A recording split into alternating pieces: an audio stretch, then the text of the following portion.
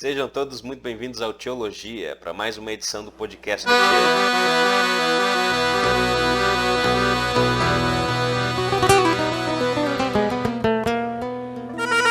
Tchê. Hoje é uma edição especial porque estamos começando uma série chamada Teologia e Ciência. Essa série ela foi planejada durante alguns meses atrás com o intuito, o objetivo de trazer assuntos e pautas, roteiros que mencionem como é que a teologia ela se relaciona com a ciência. Então, esse é o primeiro episódio da nossa série e contamos com o nosso convidado muito especial, que é o professor Adalto Lourenço. O professor Adalto Lourenço ele é formado em Física pela Bob Jones University. Ele também tem mestrado em Física pela Clemson University, em Carolina do Sul. E ele também trabalha palestrando, ensinando acerca de design inteligente, criacionismo, o dilúvio e os fósseis. E para o bate-papo de hoje, nós vamos conversar sobre design inteligente, tá certo? Então, após a vinheta, Dr. Adalto Lourenço, vamos conversar sobre esse assunto importantíssimo e esclarecedor por demais. Uma das pautas que eu acredito que a igreja precisa conhecer um pouco mais, tá bom? Mas antes de irmos para o nosso vídeo, não se esqueça de se inscrever no nosso canal, de dar o seu joinha, de compartilhar com o máximo de pessoas que você puder o nosso conteúdo, tá certo? Então até daqui a pouco.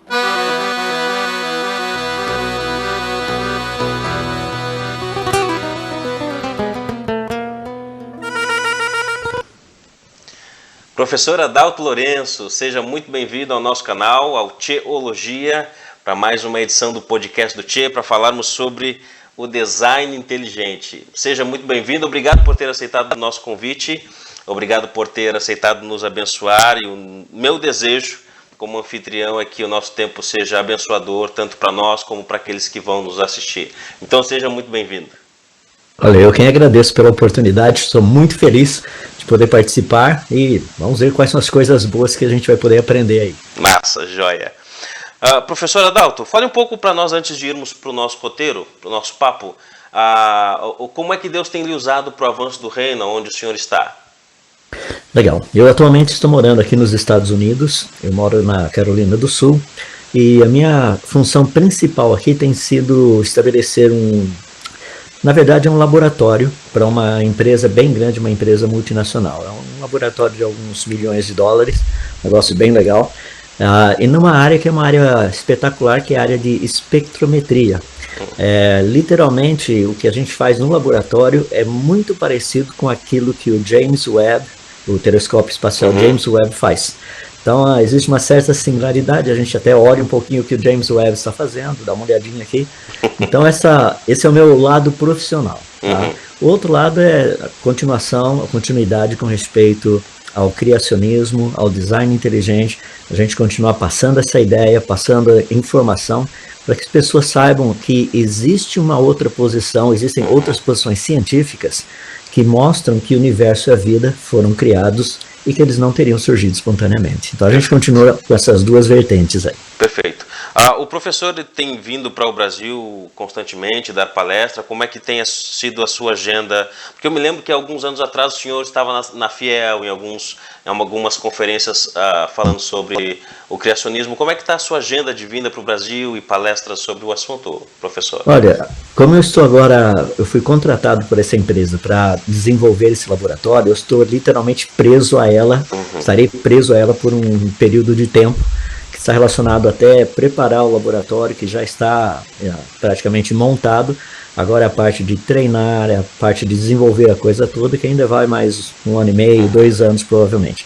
Então, durante esse tempo, as minhas idas ao Brasil estão bem limitadas, porque eu brinco com o pessoal dizendo o seguinte: quando eu estava aí no Brasil fazendo pesquisa, eu era cabeça de lagartixa, agora eu sou rabo de jacaré, então não tem muito que a gente possa fazer, ou seja, cada vez que eu saio tem que pedir permissão para todo o escalão que está acima de mim, e etc, e coisa e tal. Então as minhas idas ao Brasil estão bem mais reduzidas, mas por outro lado eu continuo fazendo a parte do live streaming, as lives, escrevendo, colocando coisa na internet, no Instagram e por aí. A gente continua bem ativo. Perfeito. E falando sobre o nosso assunto, sobre o tema que propomos aqui, sobre o design inteligente, o senhor acha que ele ainda, por mais que tenhamos falado que há bastante conteúdo sobre o assunto, o senhor acha que ainda é importante falarmos sobre isso?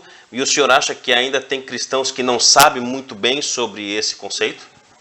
Sim.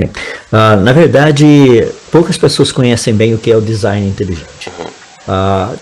Tem havido aí no Brasil, por parte de alguns grupos, colocar a ideia do design inteligente como pseudociência. Ou pessoas que, na verdade, não são cientistas. É gente que está querendo, assim, desprovar o evolucionismo, o que não é verdade também. O design inteligente tem sido, assim, muito atacado por pessoas que não conhecem e falam coisas absurdas, por exemplo, dizendo que o design inteligente é criacionismo disfarçado, não tem nada a ver com isso. Que o design inteligente é uma proposta de tentar derrubar a teoria da evolução, não é essa a proposta. Que o design inteligente literalmente é uma proposta religiosa com uma camada científica por fora, que também não tem nada a ver. Então existe assim uma falta de conhecimento muito grande sobre o que é o design inteligente, tanto da parte do pessoal da igreja, que eu já vi muitos pastores criticando o design inteligente, dizendo que o pessoal pessoas cristãos que estão no design inteligente estão querendo tirar Deus da criação. E também não é nada disso. Então há uma necessidade de esclarecer bem o que é o design inteligente, quais são as suas propostas, as suas ramificações e dar uma visão bem clara do que é essa proposta científica. Perfeito. Assim. O senhor já pode explicar para nós, então, o que é o design inteligente? Há cerca de mais ou menos uns 20 anos atrás, um grupo de cientistas se reuniu aqui nos Estados Unidos, lá na Califórnia, porque eles perceberam que havia uma certa disparidade, uma incompatibilidade entre a evidência científica, o que estava sendo descoberto, e certas posições relacionadas com a teoria da evolução, porque muitos deles estavam associados ao evolucionismo. E foi dessa reunião e dessa conversa, de trocas de informação, que eles perceberam que essa incompatibilidade era real. Daí o que fazer com isso? E praticamente toda a evidência que eles estavam vendo apontava para a origem da vida, a origem de toda essa complexidade que nós vemos na vida, apontava para uma fonte inteligente, e não para processos aleatórios ou processos puramente assim, sem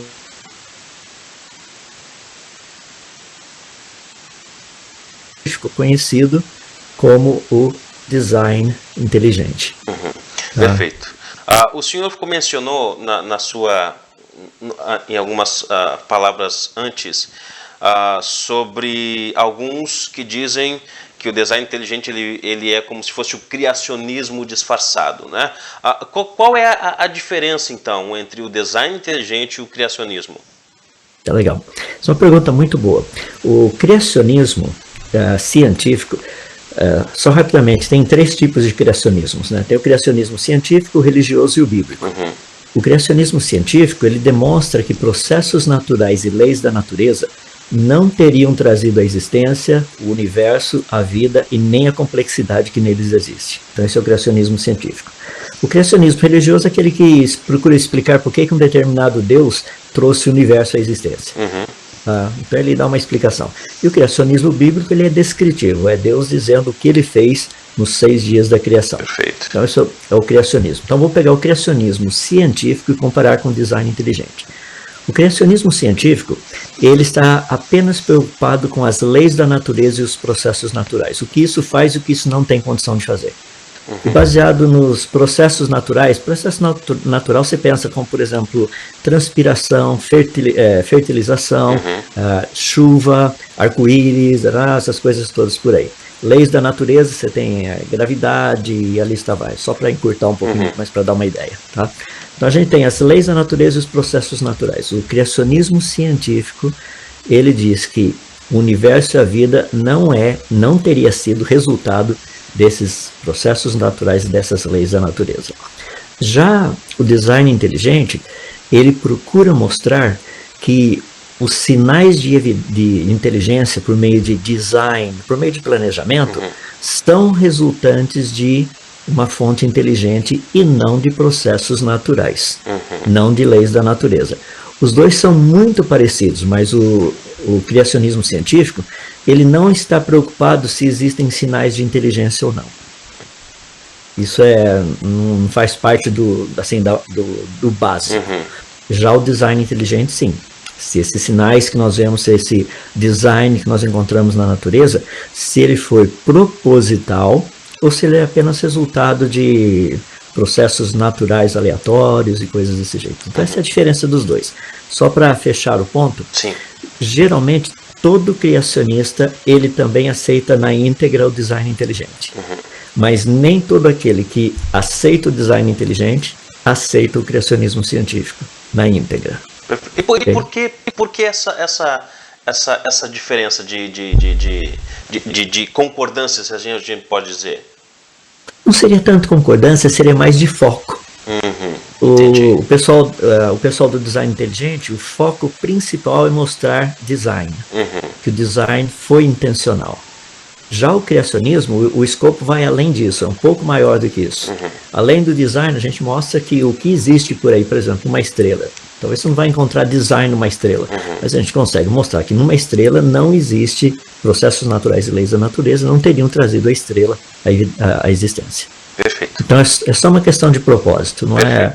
E somos bons amigos, trabalhamos juntos, tanto é que eu faço parte do TI no Brasil, mas também sou criacionista e assim por diante. Sim, perfeito. E quais são os principais, então, os argumentos basilares que são o alicerce que fundamenta o design inteligente, professor? Olha, o design inteligente está basicamente fundamentado na ideia de complexidade. Tá? Deixa eu dar o conceito geral e daí eu explico que tipo de complexidade. Por favor. Vamos pegar, por exemplo, o relógio. Tá? Vou pegar o meu relógio aqui. Ó. O meu relógio, a função dele principal, desse relógio aqui, é marcar horas. Tá? No entanto, existe uma quantidade imensa de pecinhas lá dentro que elas não estão nem aí com as horas. Agora, o resultado de todas essas pecinhas colocadas da forma certa, na sequência certa, com a função certa, produz um resultado final que é o de marcar horas. Uma pecinha fora do lugar ou numa posição errada faria com que ou o relógio não funcionasse ou que ele marcasse horas de uma maneira errada. Então aí nós estamos falando de complexidade.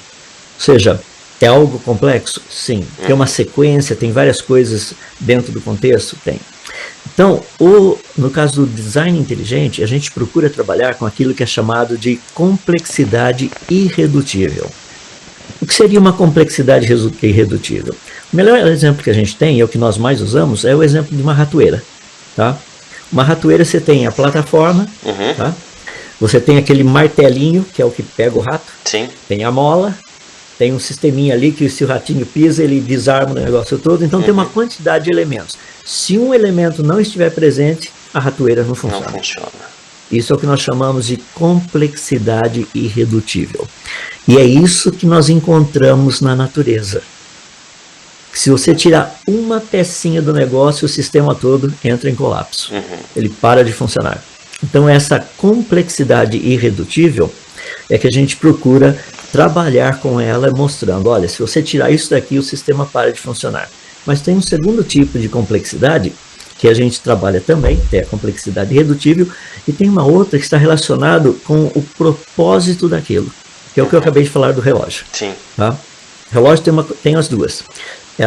A complexidade final, que é mostrar o porquê, e tem uma outra complexidade que são de todas as suas pequenas pecinhas colocadas de tal forma, de tal maneira, que tudo faz com que o resultado final aconteça. Se uma dessas pecinhas for tirada, o relógio para de funcionar.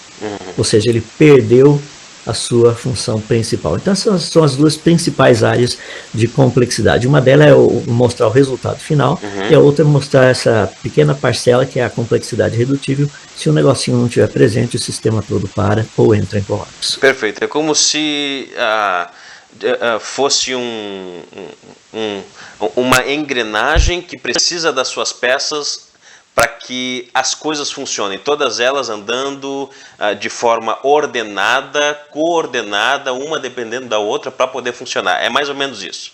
Essa é a ideia. Se uma delas, no caso da complexidade irredutível, se uma delas não tiver presente, o sistema literalmente, praticamente não funciona. Perfeito. E, professor, agora falando um pouco mais a questão científica, né? O design inteligente, ele pode ser verificável cientificamente? Ele pode, não somente pode, como é. Essa é a razão principal da crítica que as pessoas fazem, porque se nós ficássemos só com blá, blá, blá, blá, blá, blá, só conversa, seria uma coisa. Mas a gente tem condição de pegar e mostrar, por exemplo, vamos pegar o genoma humano. Você pega o genoma humano, tem mais de 3 bilhões de letrinhas, assim, na ordem certinha. Se você pegar duas letrinhas, pega um A e um T, tá? Uma adenina e uma timina. Se você pegar e inverter, fica a timina e a adenina, só inverteu, isso daí no cromossomo, no lugar certinho, lá sabe o que vai acontecer? Em vez de você ter uma célula no seu corpo, tá? Uma célula vermelha perfeita, você tem anemia falciforme. É uma inversão só. Em vez de ser um A e um T, inverteu. É um T e um A. Tá? Seria mais ou menos assim, a gente, para entender, o pessoal que talvez tenha ficado um pouquinho confuso, pega 4 letrinhas, A, M, O, R. Já percebeu? Amor. Inverte isso daí. Fica o quê? Roma. Tá? São duas coisas totalmente diferentes. É exatamente essa complexidade que a gente vê, inclusive no sistema humano, no genoma humano, que mostra que isso aí não pode ser fruto do acaso. Esse genoma é um software. Ele teve que ter uma fonte inteligente. O menor erro faria com que ele parasse de funcionar. Perfeito. E por que que há tanta, eu não sei se a palavra certa é controvérsia ou debate na academia de não, os cientistas aí no campo científico de não aderirem ou de não propor o design inteligente para as escolas, para as universidades, para ser propagado de fato, se é verificável? Olha, a razão principal disso é que, no fundo, a teoria da evolução ela virou um dogma. E ela tem sido defendida com unhas e dentes e não cientificamente. Então, quando encontramos alguma coisa que seja um problema sério com a teoria da evolução, tanto na parte biológica quanto um pouco mais ampla, como é no caso do universo, de repente o negócio vira um caos. O pessoal já se arma com unhas e dentes. Não precisa fazer isso, nós estamos tratando de teorias. Nós queremos saber se a teoria funciona ou não. Então vamos testá-la. Se acharmos coisas que são contra a teoria, o que nós deveríamos fazer? Tentar preservar a teoria ou pesquisar para ver se realmente isso que é contra a teoria está derrubando a teoria. Percebe? É isso que não tem acontecido. Deixa eu dar um exemplo prático.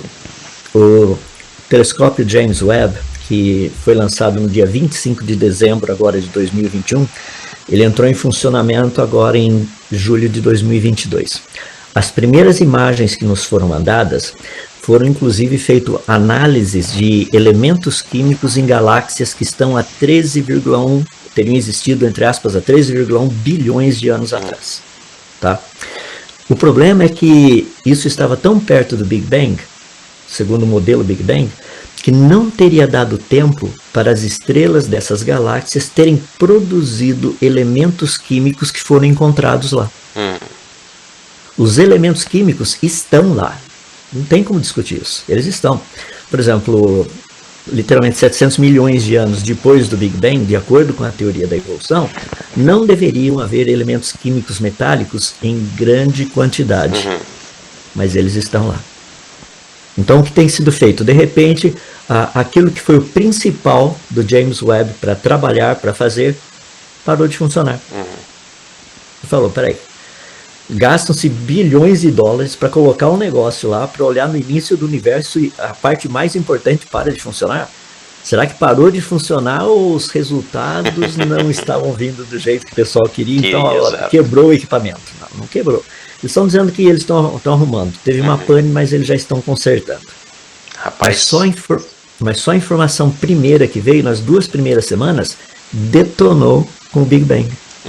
Ou seja, o Big Bang fala, não poderia ter isso lá. Tá lá. Só para ter uma ideia rapidinho, só para finalizar a ideia então, Sim. a impressão que o James Webb está nos dando é que o universo foi trazido à existência pronto, completo, complexo, perfeitamente funcional. Perfeito. E doutor, como é que esses cientistas, eles que são contrários ao design inteligente, como é que eles se comportam quando algo dá errado da parte deles, algo que eles tentam provar, que eles tentam verificar e não dá certo? Como é que eles se comportam? Qual é a atitude deles em ver, rapaz, não está dando certo isso aqui mesmo? Será que dá para ponderar a outra área? O que eles fazem? Geralmente, isso é o que eu tenho visto ao longo desses quase 30 anos acompanhando esse negócio todo. Geralmente o que é dito é o seguinte: nós não temos o quadro completo. Então, quando nós tivermos o quadro completo, a gente vai poder falar com mais precisão a respeito disso, daquilo, etc, coisa e tal. O problema não é que não temos o quadro completo. É aquilo que nós já temos, mostra que o quadro não é aquilo que tem sido pintado. Exato. Não é aquilo que eles acham que é. Isso é algo totalmente diferente. Tá? E na sua experiência desses 30 anos trabalhando com esses homens e sendo contrário à posição deles, o senhor tem visto algum tipo de como é que eu posso dizer, deles alguns abrirem mão daquilo que acham, reconstruir no seu pensamento, na sua mente, uma outra maneira de ver, ou começam a simpatizar com design inteligente, com criacionismo? O que o senhor tem visto aí nesses seus longos anos de trabalho? Olha, eu já vi muitas pessoas, assim como eu, porque eu também fui evolucionista por muito tempo, tinha um posicionamento muito fechado nessa área, assim, brigava com unhas e dentes por não conhecer todo o contexto, tá, ao outro lado. Muitos desses, que, como eu, também saíram, deixaram o evolucionismo, o naturalismo, o Big Bang e tudo mais, e agora fazem parte desse pessoal que está engrossando essa fileira de criacionistas, de design inteligente e tudo mais. Então tem havido uma mudança. Aqui nos Estados Unidos, eu não sei agora quanto está, eu não chequei, mas há cerca de um ano mais ou menos atrás, haviam mais de 1000 dos grandes cientistas do mundo todo, inclusive ganhadores de prêmio Nobel, pessoas que receberam prêmio Nobel, dizendo que, no mínimo, a teoria da evolução teria que ser questionada. No mínimo. Não é nem assim, estão sendo bem brandos, não vão refutar, mas pelo menos questionar a gente teria que começar a ver. Interessante. Tá?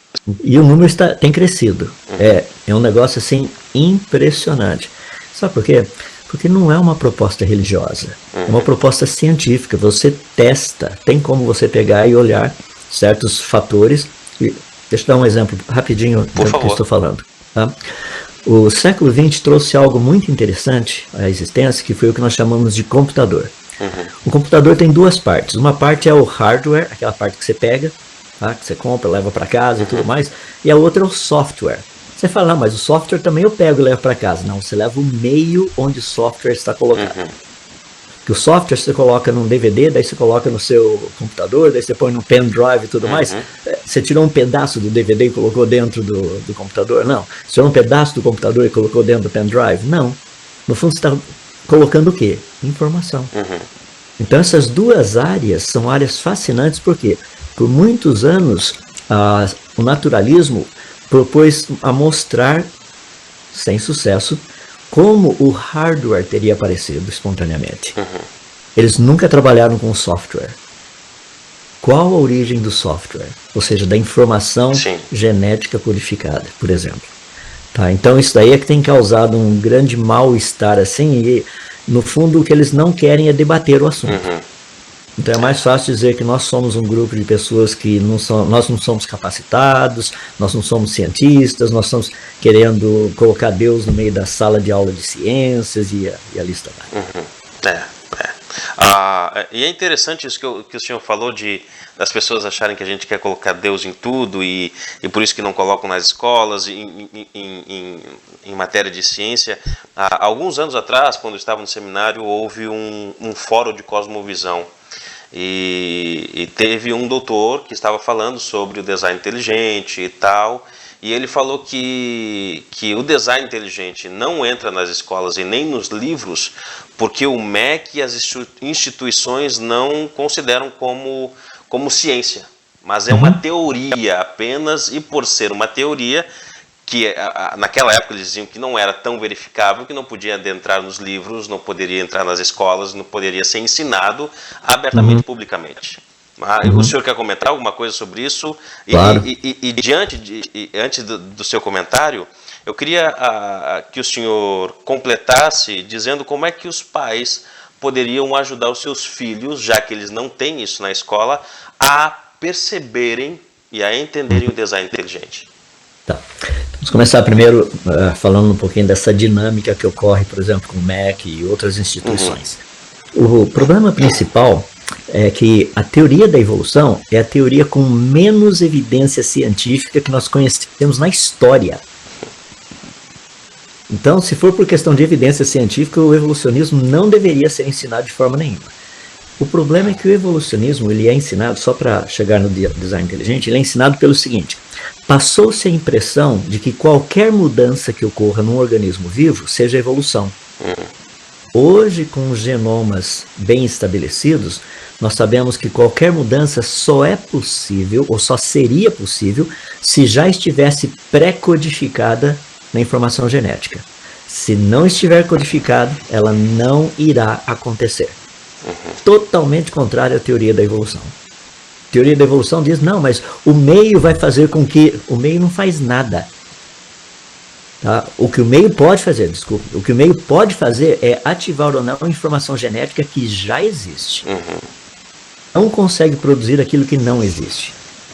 Tá? Então a teoria da evolução é uma teoria assim, sem evidência nenhuma. Por exemplo, cite um único elo de transição entre peixes e anfíbios. Um fóssil que tenha sido encontrado que não seja nem peixe nem anfíbio. Cite um único fóssil que tenha sido encontrado que não seja nem anfíbio nem réptil. Não existe. Não existe um único elo intermediário conhecido. E nós temos cerca de aproximadamente 1 milhão de fósseis diferentes. Nenhum deles mostra aquilo que a evolução propõe. Rapaz, se a evolução foi o que aconteceu, deveriam ter toneladas e toneladas do que não deu certo. A gente não tem um único exemplo. Nós temos fósseis de peixes, temos fósseis de anfíbios, fósseis de répteis, fósseis de mamíferos, fósseis de aves. Percebe? Então, se for por uma questão de evidência científica, a teoria do design inteligente tem muito mais evidência, porque a gente mostra de uma forma, por exemplo, na parte dos genomas. O professor Dr. Marcus Eberlin, ele escreveu um livro excelente chamado Antevidência. Tá? Nesse livro ele cita uma quantidade imensa de exemplos de informação genética pré-codificada, já está no genoma do animal, da planta, para que quando houver necessidade ele seja expresso. Cara, a evolução não funciona desse jeito. Isso é sinal de inteligência. Já estava lá caso precise. Entende? Você chega um dia, você vê umas nuvenzinhas lá no céu, você põe o guarda-chuva no seu carro e vai trabalhar. Se choveu, você pega o guarda-chuva e está de boa. Tá? Agora, você não vai criar um guarda-chuva no meio do caminho só porque tem nuvem no chão, no céu. Perfeito. Percebe a diferença? Então, quando nós tratamos nesse aspecto de design inteligente, o design inteligente possui uma quantidade imensa de evidências mostrando que houve por trás de tudo isso que nós temos uma fonte inteligente. Ele não diz que é Deus, o Deus da Bíblia, só diz isso é sinal de inteligência, requer uma fonte inteligente. Só para explicar um pouquinho melhor, eu falo a respeito dos pais. Pensa o seguinte, se você estiver andando um dia, vai fazer uma caminhada aí, está lá num campo, você encontra uma pedra no campo. Você pergunta o seguinte, há quanto tempo essa pedra estaria aqui? É uma pergunta lógica, e se você falasse, talvez desde sempre, sei lá, está morto tempão aí, seria uma boa resposta, certo? Mas e se você estivesse andando no mesmo campo, um outro dia você chega lá e você encontra um relógio, e você perguntasse, desde quando esse relógio está aqui? Se você respondesse, sei lá, desde sempre, faria sentido? Não. Mas os dois são objetos físicos, porque um faz sentido você dar a resposta e o outro não. É porque um contém informação, o outro não. Percebe? Então o design inteligente trabalha com isso. E é bem legal porque eu só estou dando exemplos práticos, assim, para você ter uma noção, tem uma quantidade de vertentes aí que dá para a gente trabalhar. Quando nós falamos daí com os pais, tá? É muito importante para os pais, principalmente os pais que são cristãos, tá? Não chegar e ficar dando aquela resposta assim, que é uma resposta muito... deixa eu ser bem cauteloso no que eu vou falar. Ok. Uma resposta que diminui a beleza do cristianismo. A resposta é a seguinte: é pela fé. Não, eu sei que é pela fé. Tem muita coisa que é pela fé, mas tem outras que não. Jesus, quando foi perguntado a respeito, é lícito pagar imposto para César? Jesus não pede uma moedinha e pergunta: de quem é essa esfinge aqui? De quem é esse desenho? É de César. Qual a resposta que Jesus dá? Dá para César o que é de César, dá para Deus o que é de Deus. Certo? Será que Jesus não sabia que tudo é de Deus? Tudo pertence a Deus? Mas Jesus estava dizendo: tem coisas que eu quero que você dê para César. Da mesma maneira, tem coisas que Deus quer que a gente dê para a ciência. Isso aqui a ciência vai tomar conta. Mas tem outras coisas que a ciência não vai fazer, porque ela é limitada. Percebe? Então, para os pais, é muito importante que os pais aprendam a levar os filhos a pensar, a também ter respostas para si mesmos. Porque eu sei, é muito cômodo chegar e falar assim: é pela fé. Por quê? Porque eu não preciso estudar nada. Exato. Entende? Agora, se eu tiver que estudar, eu posso mostrar certas coisas com uma certa diferença. Deixa-me dar um exemplo vindo da própria Bíblia. A gente conseguiria provar que o céu e o inferno existem cientificamente? Cientificamente? Não. Não tem como provar que o céu existe, que o inferno existe. Por exemplo, no inferno, qual a entropia do inferno? Entende? A entropia é catastrófica, sei lá, esse tipo de coisa. Qual a temperatura no inferno? Não tem como provar isso. Mas olha que coisa interessante. A Bíblia fala de certas cadeias de montanha, como as cadeias do Ararat. Elas existem? Sim. Então a Bíblia faz uma menção de um lugar específico que a gente tem condição de ir e testar. A Bíblia fala de cidades, fala de impérios, fala de reinos, fala de acidentes geográficos. Você tem condição de ir lá e testar. Ou seja, em tudo aquilo que a Bíblia fala no aspecto físico e que é testável, ela está correta. Por que naquilo que ela fala que não é testável, ela estaria errada?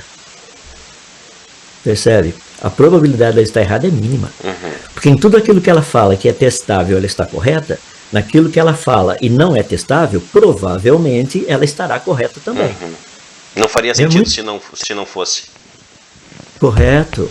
Mas é por isso que muitos pais chegam assim: o inferno existe? Claro que existe. E o filho fala: pai, o senhor já foi lá para ver se realmente existe? O céu existe? A senhora já foi lá para ver se existe? Percebe? Mas se os pais souberem a desenvolver esse tipo de raciocínio, nesse exemplo que eu estou dando de céu e inferno, você vai estudar a respeito dos locais bíblicos. Eles existiram? Você encontra no mapa? Sim, está lá. Se naquilo que é testável a Bíblia está correta, por que naquilo que não é testável ela estaria errada? É esse tipo de raciocínio que a gente precisa levar em conta. Vou pegar mais um, só para entender a ideia do raciocínio. A Bíblia fala de um dilúvio. Tá? Existem cerca de 200 relatos, entre outras civilizações espalhadas pela Terra, que também falam de um dilúvio. Ou seja, elas falam que um dos antepassados havia salvo os animais num grande barco por causa de uma grande inundação causada pela ira dos deuses ou de um deus. Então, quando nós olhamos isso, a pergunta que nós temos que fazer cientificamente, que é o que levaria os nossos filhos a pensar, seria o seguinte: qual a probabilidade de 200 culturas terem inventado exatamente a mesma história? Percebe? Ou seja, vamos olhar do lado negativo. Será que foi mentira mesmo? Ou seja, qual a probabilidade de 250 culturas que não tiveram contato uma com as outras terem criado exatamente a mesma história mentirosa? É óbvio que isso daí não é possível. É possível, não. Percebe? Então, esse é o aspecto que os pais precisam levar os filhos a pensar. Não só os pais, mas eu diria inclusive os professores de escola dominical, os nossos líderes nas igrejas. Não dá bandeja de prato pronto para a garotada, não. Faz lá pescar o peixinho para ver ter o sabor de pescar.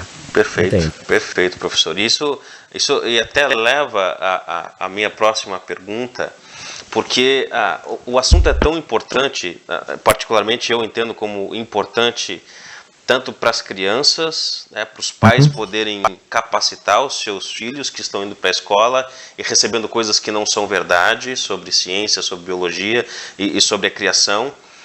Mas também a gente precisa pensar também nos cristãos que estão na igreja e às vezes não conseguem argumentar de forma como temos falado aqui, de maneira a pensar e a debater e argumentar, não só com a fé. Eu acredito nisso porque é fé.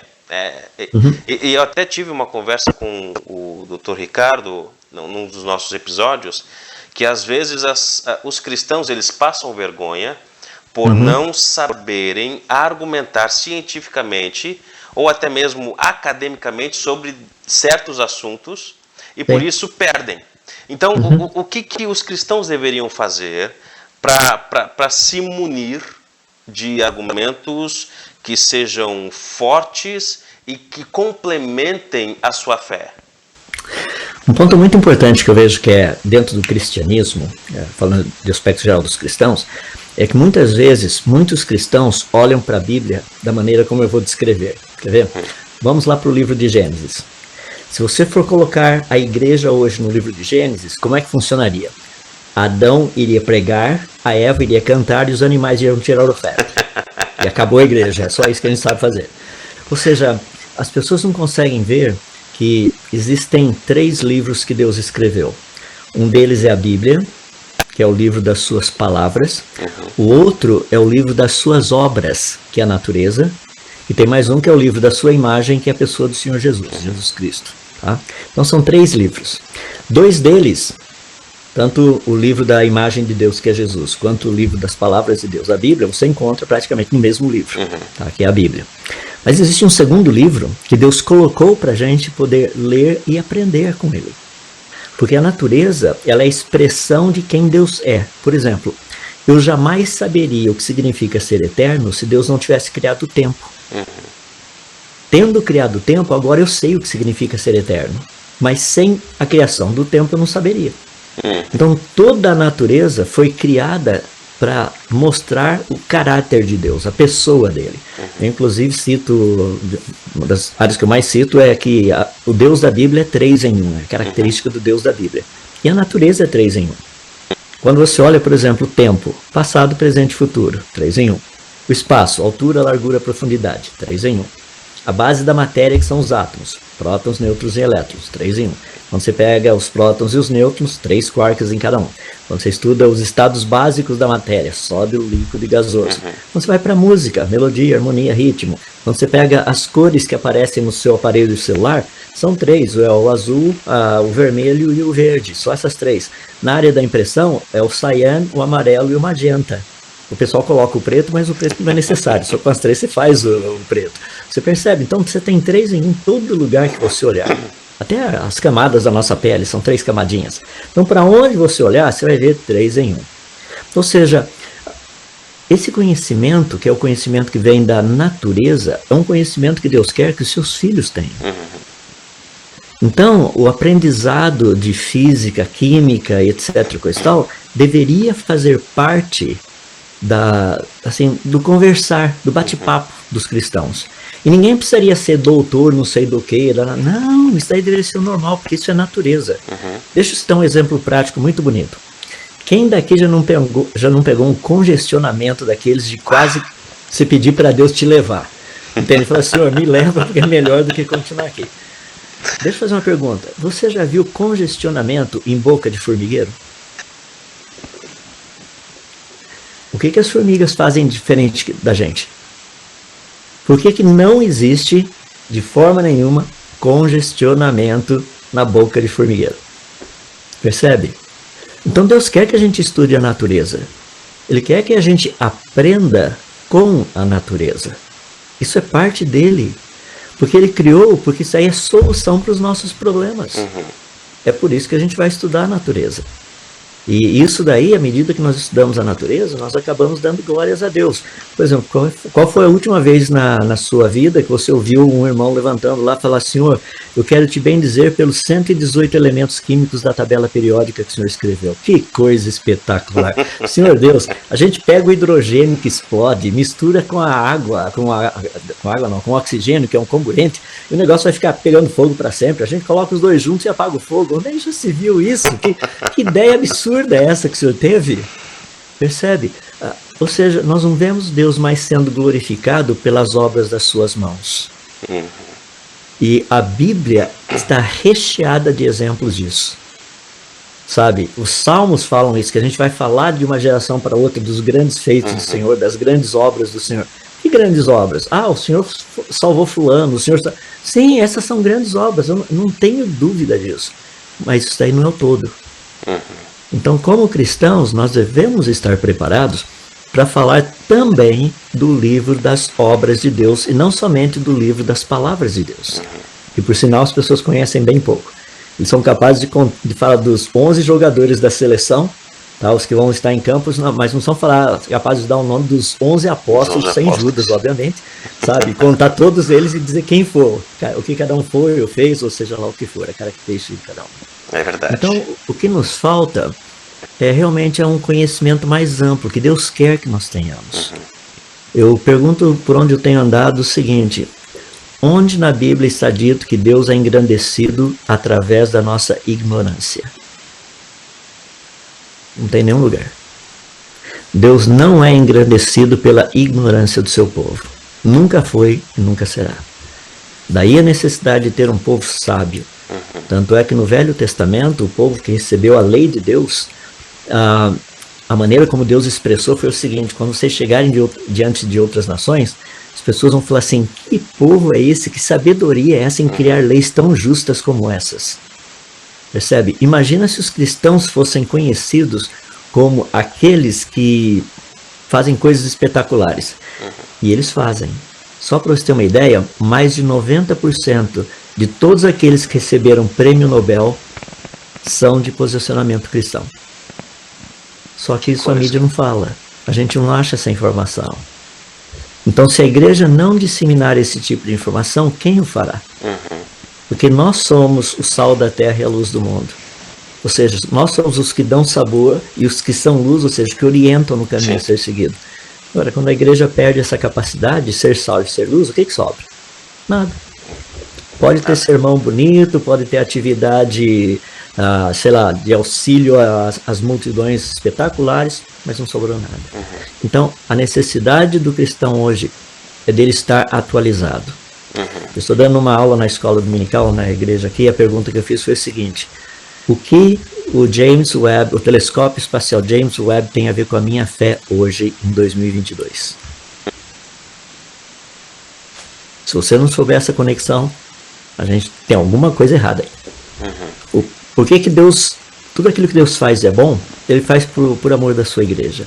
Inclusive colocar um telescópio bilionário como esse no espaço. Para quê? É por amor à sua igreja.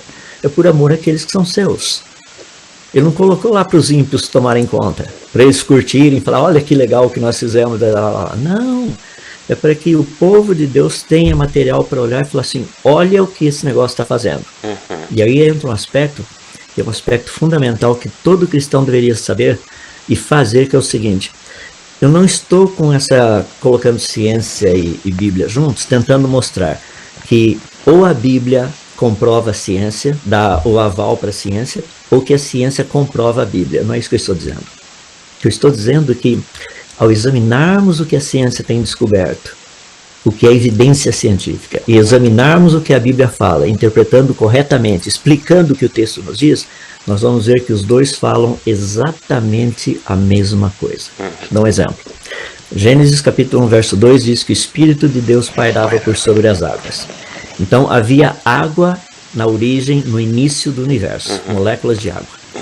Você, em 2011, um dos nossos mais possantes telescópios descobriu o que logo no início do universo? Moléculas de água. Tanto é que na publicação científica diz que esta é mais uma evidência do quão pervasivo é água na origem do universo. Eu já li isso em algum lugar. Agora a ciência provou que a Bíblia está certa. A ciência não tem condição de fazer isso. Agora a Bíblia está dando aval para a ciência. Não, a Bíblia também não foi feita para isso. O que está acontecendo é que tanto a ciência devidamente estabelecida quanto a Bíblia corretamente interpretada estão falando exatamente a mesma coisa. Perfeito, muito bom. É isso que os cristãos precisam aprender a fazer. Muito bom, professor. Antes de eu perguntar essa questão aqui, que eu achei fabuloso a sua resposta quando... e eu tirei, na verdade, dessa entrevista que o senhor teve com o Dr. Marcus Eberlin, sobre o que Carl Sagan falou sobre a Terra, né? Mas antes de eu ir para ela, eu gostaria de perguntar para o senhor. O senhor acha que, ainda nessa questão dos cristãos com ciência e fé, o senhor acha que eles não estudam ou não buscam saber mais sobre essas questões científicas do universo, da natureza, como o senhor acabou de falar, por preguiça, por preconceito, por ser complexo demais, às vezes, de se entender? Ao que se dá essa, e eu digo assim, esse afastamento desse tipo de conhecimento? Olha, todas elas e mais algumas. Essa é a resposta, seria a resposta. Por exemplo, tem muitas pessoas que não estudam por pura preguiça mesmo. Entende? Prefere chegar em casa, assistir o Jornal Nacional, fazer alguma coisa lá. A biblioteca é composta de 3 livros e todos eles são de colorir, entende? Não tem nada lá para ler, estudar e coisa assim. Outros já olham para isso como se não tivesse importância. Não, isso é coisa assim, política, religião e futebol a gente não discute por aqui. Não, a Bíblia discute os 3. E a Bíblia vai além disso, a Bíblia fala de tudo isso, diz que isso deve ser parte da discussão do cristão, tá? Então, o que acontece é que normalmente os cristãos, eles se envolvem com um certo posicionamento ideológico e ali eles ficam. Geralmente isso vem por questão da liderança da igreja. Ou a liderança, ou os professores de escola dominical, eles não dão ênfase nisso. Por exemplo, a igreja brasileira hoje é uma igreja muito fraca. Ela é muito fraca porque se você voltar 20, 30 anos atrás, o que aconteceu lá foi assim, uma escola dominical fraca. Então a gente dava aquelas revistinhas com aquelas historinhas, com aquelas perguntinhas que ou seja, não levava a lugar nenhum. Hoje nós temos o quê? Uma igreja fraca? Não, hoje nós temos ateus fortes. Muitos dos ateus que eu encontrei no Brasil ao longo de todos esses anos vieram das igrejas. Estavam nas igrejas, foram alunos de escola dominical, só que como é que Noé colocou toda a bicharada na arca? Foi pela fé, assim que nós precisamos. Não, foi pela porta, e a gente vai mostrar como é que foi pela porta. Entende? Quantos animais entraram, cabiam dentro da arca? Percebe? Isso daí causou uma fraqueza intelectual na igreja muito grande. O desejo de não querer estudar. Deixa eu dar um exemplo, me permita tomar um exemplo pessoal. Por favor. Eu fiz uma reforma num apartamento e havia uma área lá do apartamento, eu pedi para a pessoa que estava fazendo a reforma, falei, isso aqui eu quero que seja uma biblioteca. Daí a pessoa olhou para mim e falou assim, professor Adalto, isso é muito espaço para uma biblioteca. Eu falei, eu não contei quantos livros eu tenho. Sabe? Só da minha área de física, matemática, química, astronomia, são cerca de quase 900 volumes. Da família são mais 1.500. Ou seja, eu tenho aproximadamente 2.600 livros para colocar num lugar pequenininho como aquele que ela achou que era grande. Tanto é que eu tenho prateleira, aí sim, tem livro... Bom, deixa pra lá. Percebe? Qual foi a última vez que você deu de presente para alguém um livro e a pessoa não se sentiu ofendida? Tem muito tempo. Não é? Percebe? Não é mais assim característica nossa. Vamos começar, vamos ter uma biblioteca. Por exemplo, aqui em casa tem uma bibliotecazinha que são dos meus netos. E a gente está fazendo a biblioteca crescer. É a biblioteca Legal. De livros deles. Sabe como começa? São os pais sendo um exemplo para os filhos. Agora, se os pais não leem, vocês vão querer que seus filhos leiam. Isso não vai acontecer. Tem razão. Se nós não temos respostas que são respostas coerentes para os nossos filhos, por que eles irão crer naquilo que nós cremos? E daí a lista vai. Então, na verdade, o grande problema de tudo isso é essa coletânea de ideias erradas que nós temos a respeito de conhecimento. Perfeito. E Isaías, capítulo 5, se não me falha a memória, 5:13 ou 17, por ali, diz o seguinte, o meu povo vai para cativeiro por falta de conhecimento. Sabe? E é isso que a gente tem visto. Eu moro aqui nos Estados Unidos, Eu estou vendo esse país indo para cativeiro, ideias absurdas. 2 semanas atrás, um médico disse que um homem tem condição de ficar grávido. Ué, Bárbara. Rapaz, eu falei assim, onde nós chegamos? Isso na televisão. O médico afirmando que um homem pode ficar grávido. Eu falei, ele não tem sistema genético, sistema sexual para ficar grávido. Não tem útero nele, não tem essas coisas. É impossível isso acontecer. Percebe o tamanho da loucura? Rapaz. Mas esse já foi um país cristão que abandonou. Então Deus os entregou a essa disposição mental reprovável. E é isso que nós não queremos que aconteça no Brasil. Perfeito. E é interessante essa colocação que o senhor falou do exemplo. Eu aqui em casa, minha biblioteca é pequena, muito pequena. O meu desejo é de aumentá-la, né? Mas pedindo graça ao Senhor que me dê essa oportunidade. E uma das coisas que a gente fez quando a nossa filha nasceu, eu e minha esposa, logo que ela nasceu, nós compramos livrinhos de plástico para que ela tivesse ali no ambiente dela, quando fosse tomar banho e tal. E hoje é interessante demais, vendo o desenvolvimento dela, no quarto, nós deixamos ela no quarto sozinha, vamos fazer nossas coisas, atividades, e deixamos os livrinhos com ela, os mesmos que compramos há alguns tempos, quando ela nasceu. Hoje ela já tem 1 ano e pouco. Quando nós não escutamos nada, muito silêncio, nós ficamos preocupados. Eu acho que é algo que nos preocupa, acho que todos os pais. E a gente vai pé por pé, e aí nós olhamos assim, ela está encostada num travesseirinho que ela tem, folhando o livro de plástico dela. Nós achando que ela está fazendo algo errado, mas ela está lá folhando, fazendo uma leitura silenciosa. Ou seja, e nós temos livro na nossa mesa quando vamos tomar alguma refeição e nós lemos um capítulo. Nós temos um livro na nossa a cabeceira de cama quando vamos dormir, tentamos ler. Ou seja, de fato, isso que o senhor disse é importante, dar o exemplo para que a geração que vem após nós tenha também as mesmas atividades. A mesma, agora me fugiu a palavra, as mesmas práticas, né? Que de fato nós tenhamos alguma geração que siga os passos dos seus antepassados. Isso é tão importante. Eu comento com as pessoas, não é um negócio difícil. Rapaz, comprar um livro por mês, tá? Não é difícil. Se você comprar um livro por mês, vamos pegar assim um livro novo, que são geralmente os que custam mais caro, tá? Em um ano você terá 12 novos livros na sua casa. Conta quantas páginas e quanto de informação cada livro tem ali. Por exemplo, eu escrevi um livro do dilúvio. Para escrever esse livro, eu gastei mais de 15 anos estudando. Tá? Então, quando você compra o livro, você não está comprando papel e tinta. Está comprando 15 anos de uma pessoa que gastou tempo estudando, lendo, fazendo conta, etc. e coisa e tal. Isso você vê com todos os livros. O livro não nasce assim de um dia para outro. Você não joga um monte de letras numa panela e de repente sai um livro formado lá. Isso é evolução, nunca aconteceu. Ou seja, percebe, isso aí é o design inteligente. E se é livro, tem uma inteligência por trás. E literalmente o genoma é um livro, só para ter uma ideia. De qualquer forma, a importância de a gente poder fazer bons investimentos. Sim, com certeza, concordo com o senhor.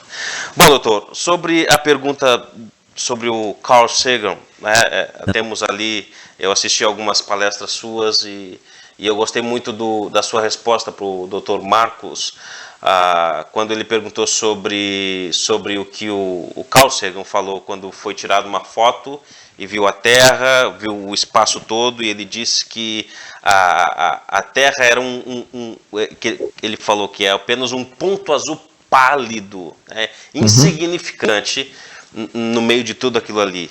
E eu gostaria de ouvir mais uma vez a sua explicação, a sua resposta, não porque eu quero ouvir repetidamente, mas porque eu quero ouvir mais uma vez, para que eu tenha o prazer de novo de ouvir, e também aqueles que estão nos assistindo possam ouvir também a sua explicação. Eu vou fazer o seguinte, vou dar uma roupagem diferente, só para ficar bem interessante também. Tá? A ideia central é a mesma, mas a roupagem é um pouquinho diferente. O que nós temos descoberto ao longo desses anos é que a probabilidade de acharmos um outro planeta e tenha 10% das características que o nosso planeta tem, que tem a capacidade de sustentar vida com essa variedade de vida que a gente vê. Tá? A possibilidade de acharmos um outro planeta igual a esse seria de aproximadamente 1 em 1 quatrilhão. Uau! Isso significa que provavelmente na nossa galáxia não exista um outro planeta que tenha 10% das características que o nosso planeta tem. Peraí, quantas características existem? Daquelas que já foram possíveis ser determinadas, e a gente sabe, inclusive fazendo uma ligeira extrapolação, por exemplo, você precisa de ar. Mas para ter ar precisa ter esses componentes no ar. Para ter esses componentes precisa ter essa pressão, precisa ter essa temperatura. Então tem umas outras ramificações. O número mais ou menos de possibilidades ali, de variáveis perfeitamente balanceadas, chegou a cerca de 2 milhões. Ou seja, para a gente achar um lugar que tivesse 200 mil dessas 2 milhões, a probabilidade seria de 1 em 1 quatrilhão. Tá? O que eu quero dizer com isso é que esse planeta pálido, no meio do nada, tem todas as características de ter sido planejado. Por exemplo, a distância daqui até o Sol é a distância precisa para fazer com que o calor que sai do Sol chegue até aqui não nos queime, tá? Caso estivéssemos muito próximos, ou se estivesse muito distantes, a quantidade de calor não seria suficiente a tal ponto de fazer com que seja um planeta com uma temperatura habitável, ou seja, não seja uma bola de gelo. Tá na posição certinha.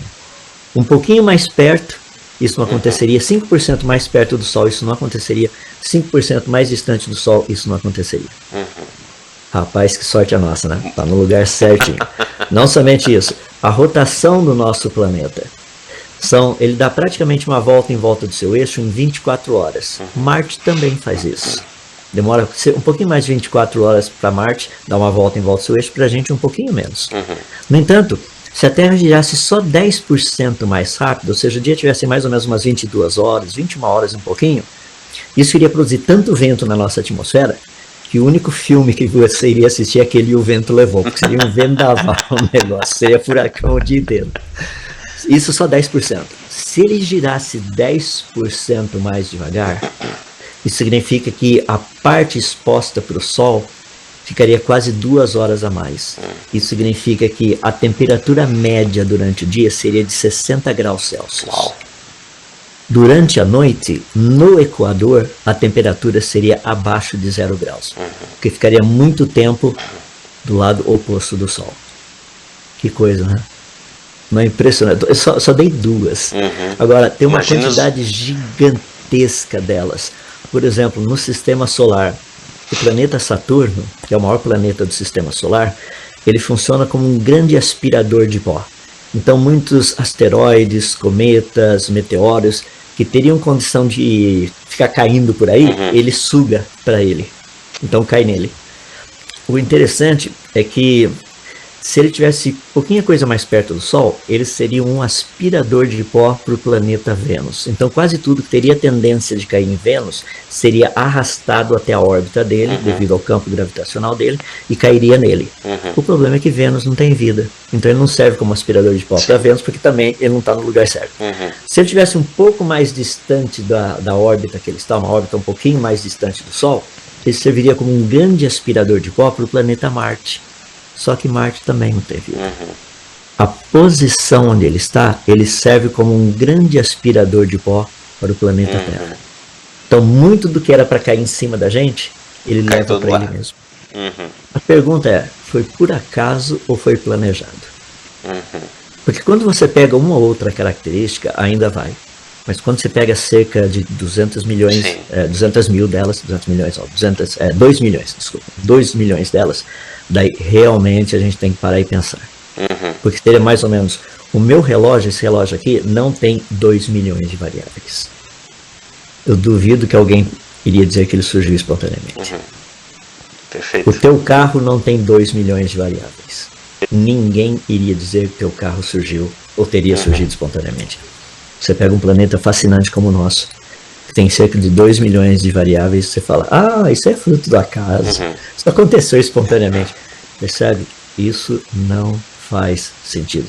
É por isso que o que Carl Sagan falou, isso daí é um planeta insignificante, está lá no meio do nada. O problema é que nós não achamos nenhum outro que seja igual. Exato. Ou seja, se alguma coisa acontecer, a gente não tem para onde ir. Ponto final. Perfeito. Não é insignificante, é totalmente significante.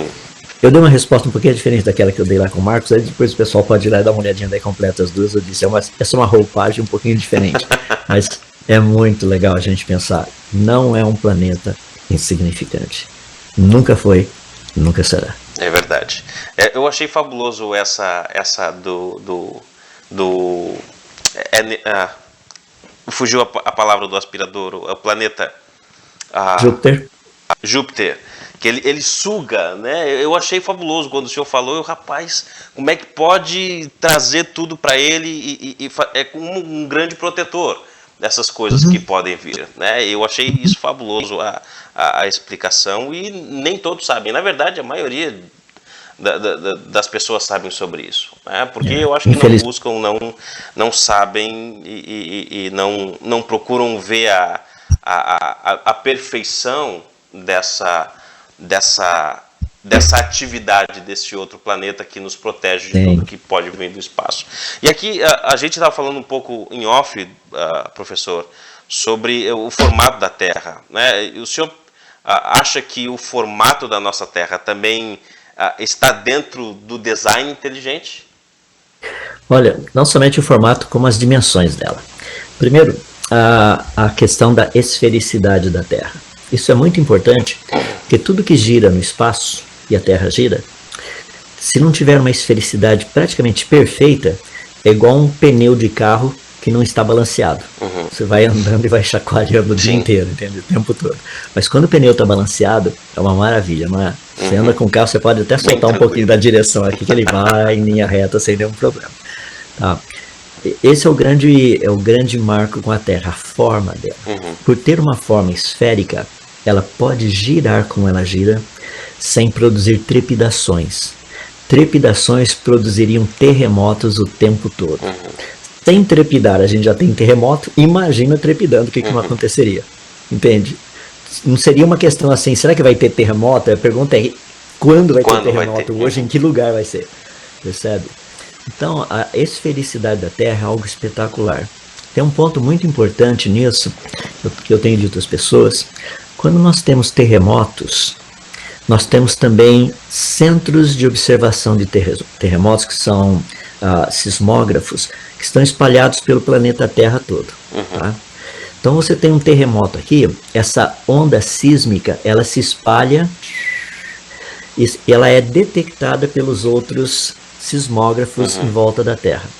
O que esses sismógrafos fazem é mais ou menos a mesma coisa que uma mamãe quando vai lá no hospital para usar o ultrassom para ver o filhinho dentro dela.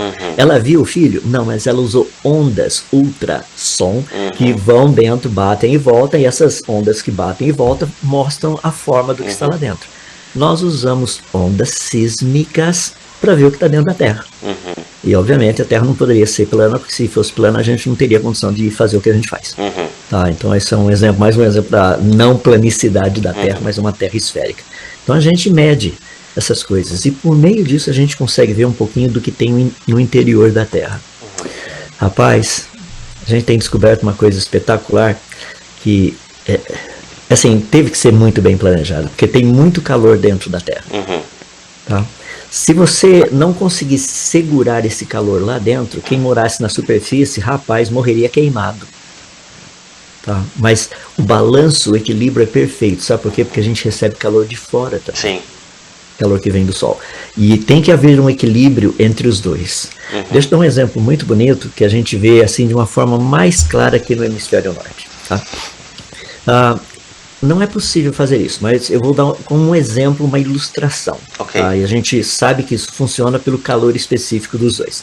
Se você pegar, por exemplo, uma garrafa como essa daqui, uma garrafa d'água, e eu pegasse uma outra garrafa como essa, que fosse de CO2, não é possível ter os dois líquidos em temperatura ambiente. CO2 não é líquido em temperatura ambiente, a água é. Mas imagina que fosse, tá? Só para ilustração. Se eu pegasse a minha garrafinha de CO2 e a garrafa de água, colocasse os dois dentro do micro-ondas, deixasse lá aquecendo até entrar em ebulição, tirasse os dois e colocasse em cima da pia lá na cozinha, qual dos dois esfriaria primeiro? A garrafinha de água ou a garrafinha de CO2? A resposta é simples, a garrafa de água. Por quê? Porque o CO2 segura calor por muito mais tempo. A água não, a água libera bem rapidinho. Tanto é que você pega a sua água, vai fazer um chazinho aí meio quentinho à noite, né? Põe lá no micro-ondas, tira do micro-ondas, põe lá na pia, o telefone liga, você vai lá, tem hora que volta, sua água já está gelada. Não é? Então, a água perde o calor muito rápido, ela libera calor muito rapidamente. Olha que coisa interessante. Aqui na América do Norte, nós estamos entrando no outono. Tá? O que vai acontecer? As árvores estão começando a perder as suas folhas. Ao perder as suas folhas, a maior parte das folhas, a maior parte delas, é feita de carbono. Então esse carbono ele vai para a atmosfera. Tá? Então durante o inverno, aqui no hemisfério norte, a atmosfera fica quase que super saturada de carbono.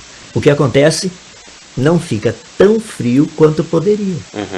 Tá? Por quê? Porque tem muito CO2 lá na atmosfera, dióxido de carbono e monóxido de carbono. Resultantes do quê? Das folhas das árvores que caíram. Olha só. Tá? Então fica esse negócio. Então o inverno é frio. Por exemplo, hoje foi o primeiro dia mais frio, nós tivemos 0 graus aqui. Tá? Eu cheguei no trabalho hoje de manhã cedo, estava 1,5 grau negativo. Uau. Isso não é inverno ainda, isso aqui é outono. Tá? Mas se não tivesse esse efeito, essa temperatura facilmente poderia ter caído a 5 a 10 graus negativos. Mas já tem carbono na nossa atmosfera. E durante mais algumas semanas, todas as árvores vão perder as suas folhas, então você vai ter uma quantidade imensa de carbono na atmosfera. O inverno vai ser frio, mas não tão frio quanto poderia. Agora, imagina se esse carbono continuasse lá no verão do ano que vem. Rapaz, tem dias aqui onde eu moro que a temperatura chega a 40 graus. Eita. Você já imaginou? No inverno tem dias que ela chega a 20 negativos. E no verão a 40. Tá? Imagina no verão se todo esse carbono estivesse na atmosfera. Bom, o que aconteceria é que a gente ia morrer de calor, né? Só que agora na primavera, de uma forma muito bonita, esse carbono que está na atmosfera vai ser absorvido pelas plantas e vai ser transformado novamente em folhas. Então a Terra faz isso de uma forma muito bonita. Pergunta, você acha que isso foi planejado ou foi por acaso? Ora, não tem como dizer que foi por acaso. Não, uma mente pensante e coerente não vai dizer que foi algo do acaso. Eu acredito. Concordo plenamente contigo. Doutor, para finalizarmos o nosso tempo, quais as suas últimas considerações sobre esse assunto, sobre o design inteligente e como nós podemos ser mais eficazes na propagação dessa teoria? Olha, o ponto principal aí seria literalmente divulgação. O design inteligente tem um site que é o TDI Brasil, tá? Você pode procurar, vou deixar, você entra ali no Google, digita T de tatu, vamos falar o jeito certo, T de teoria, D de design e I de inteligente. TDI Brasil. Pode procurar que tem um site. Tem muita informação ali. Você pode entrar como sócio da sociedade criacionista, não paga nada. Você só coloca o seu nome lá, você vai receber informação, vai ter acesso a coisas. Existe um canal da TDI de TV, praticamente quarta-feira, tem um pouquinho de informação lá. Você pode assistir a programação. Tem muitos artigos que você pode retirar do próprio site, fazer um download. Que legal. Tá? E ler, entender e passar essa informação. Não ser apenas uma pessoa que absorve, mas absorve a informação e reproduz, passa para outros. Isso já seria uma bênção imensa, seria algo espetacular. Falei bênção como um cristão que sou. Porque a gente iria estar passando a verdade para outras pessoas. Entende? Então fica aí meu desafio, dá uma procuradinha a mais, procure conhecer bem a respeito do que é essa teoria do design inteligente. Não é uma teoria religiosa, é uma teoria científica, é uma teoria extremamente válida, é uma teoria extremamente poderosa. Infelizmente, eu vou só terminar dando um pontinho negativo aí, você vai encontrar muita gente no Brasil que eles estão associados a um grupo chamado ABC2, é bem conhecido. Então, a Associação de Brasileiros na Ciência. cristãos na ciência, por isso C ao quadrado. Tá? Infelizmente, muitos deles são nossos irmãos. Eles têm promovido a ideia de que evolução e Bíblia andam juntos. No entanto, eles não leem a Bíblia como sendo literal. Gênesis, os primeiros capítulos foram mitológicos. Entende? Então não tem nada a ver. Então Gênesis 1, 2 e 3 não tem absolutamente nada a ver. Aquilo lá foi só uma historinha que Moisés contou para um povo que estava entrando no Egito. Mas aquilo não era importante. O importante é o que vem depois. Percebe? Então isso tem criado assim, um problema muito sério. E assim, eu tenho um amor genuíno por esses irmãos, porque eu já estive na pele deles. Eu já fui evolucionista, teísta por muitos anos. Então eu entendo a maneira de raciocinar, eu entendo os argumentos, porque eu acreditava nesses argumentos. E o ponto principal que me fez sair do evolucionismo teísta não foi a questão espiritual. Teve o aspecto espiritual, sem dúvida, mas sabe que a prioridade foi a questão científica. Foi conhecer a ciência que me fez sair desse meio. Então, eu peço assim, as pessoas olhem a verdade. Dá uma olhadinha, estuda a TDI. Procurem conhecer a teoria do design inteligente, ver o que tem nela. Procurem conhecer o criacionismo científico, o que ele mostra. E procurem ler a palavra do nosso Deus de uma forma bem prática e bem simples, ou seja, literal. O que Deus quis dizer com isso? E o meu desafio final, no meio de tudo isso, porque a ciência e muitos cristãos têm passado pelo mesmo problema, sabe qual é? Os cientistas procuram interpretar a evidência e não explicar a evidência. A mesma coisa tem acontecido com muitos cristãos, eles procuram interpretar a Bíblia e não explicar a Bíblia. E esse tem sido um erro fatal para os dois grupos. O que nós precisamos é de boa explicação. O porquê isso é assim. Perfeito. Muito bem, professor. Professor Adalto, obrigado pelo tempo que disponibilizou a nós, por ter nos ensinado, por ter nos abençoado com o seu conhecimento, com a sua experiência, com o assunto, nos ter aberto o horizonte sobre isso, por ter dado o pontapé inicial aqui para o nosso tempo de série de teologia e ciência. Eu gostaria de agradecer muito. O meu desejo é que Deus o abençoe, onde o senhor está, continue lhe usando para o avanço do reino, continue lhe usando para abençoar o povo de Deus com boa teologia, com boa ciência. E todos esses sites que o senhor disse vai estar aqui na descrição do nosso vídeo. Você que está nos assistindo vai poder acessar e eu sugiro que você acesse e conheça mais esse tipo de conteúdo. Professor, muito obrigado. Deus abençoe o senhor. E eu gostaria de ter outras oportunidades mais no futuro para conversarmos sobre outros assuntos. Será um prazer. Muito obrigado pela oportunidade. Sou eu quem agradeço. E vamos fazer sim. Vamos marcar outras vezes aí. Será um grande prazer estar de volta. Ok. Um forte abraço, professor. Eu que agradeço. Um outro igualmente. Que Deus o abençoe nesse ministério. Amém. Tchau, tchau. Até mais.